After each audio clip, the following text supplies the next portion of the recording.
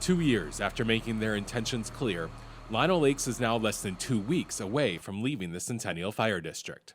With completion of a new fire station in the city late last year, the Lino Lakes Fire Division is now fully operational and will soon end its joint powers agreement with Circle Pines and Centerville, with whom they have partnered with for the last 30 years. From December 28th through January 29th, we will be responding jointly out of the Lake Drive fire station in Lino Lakes with Centennial Fire District staff, and that is going on today. And on January 30th, they will move their equipment and staff to the two stations that they'll continue to operate out of in Centerville and Circle Pines. And we will continue to operate out of the Lake Drive station. Even though the departments will soon become separate entities, they will still work together. Director Swenson has had discussions with Chief Lundstrom from Centennial about mutual aid agreements and knows that when it comes to saving lives, the departments will put aside any lingering animosity from the split. Where the rubber meets the road, public safety professionals do their job, and that's exactly what's taking place. For example, yesterday we were out on a call where a snowmobiler went through the ice by the seaplane base.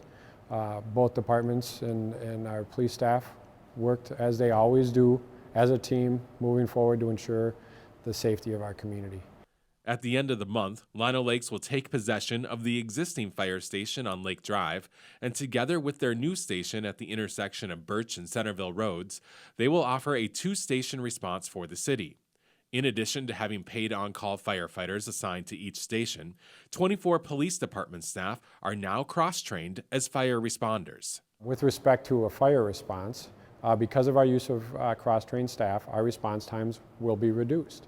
That's simply a product of having people on duty with equipment in emergency vehicles responding directly to the scene. And so from that perspective, that's a huge positive for our community. With police officers responding to fire scenes, all squad cars in the Lino fleet have been retrofitted to make space for the additional equipment. What you'll see in the back is there's a shelf, and that enables them to put a bag with all of their turnout gear, their firefighter turnout gear in it. There's an SCBA component that's in a bracket. There's also, and then of course, all of the police equipment, a bunker, a ram, flares for accidents, a rescue disc for water rescue, tint meters, preliminary breath testing equipment. And then in the back seat, we built a partition in the back seat, and within that we moved the medical equipment up there. So there's a medical bag, a defibrillator. There are now two fire suppression equipment. We've always carried a standard chemical extinguisher. We are also carrying a 2.5-gallon water can with Class A foam. The cost of the new fire station in Lino Lakes was a source of much debate during the recent city council election, which saw 2 of the 3 incumbents ousted. Original estimates called for a simple, bare-bones station at a cost of less than $2 million. The final cost of the new station is just over $3.9 million. Much of the additional cost is due to the training elements that are an integral part of the new building. We have a classroom which also serves as a backup EOC, Emergency Operations Center, that can accommodate up to 40 public safety professionals in training. And then we also have training elements, training mezzanine. And in that, we incorporated 11 of the 12 requirements for relicensing in the state of Minnesota as a firefighter. The training tower, which is off the back of the building, is the equivalent of a 4-story building, which is an important element for training on an aerial device, a ladder truck.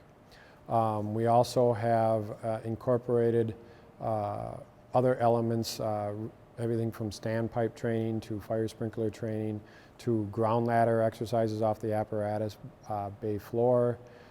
We have incorporated things on the training mezzanine in the floor to simulate and train rescues out of a lift station or a sewer system or a residential floor if we had to cut holes to get into a basement.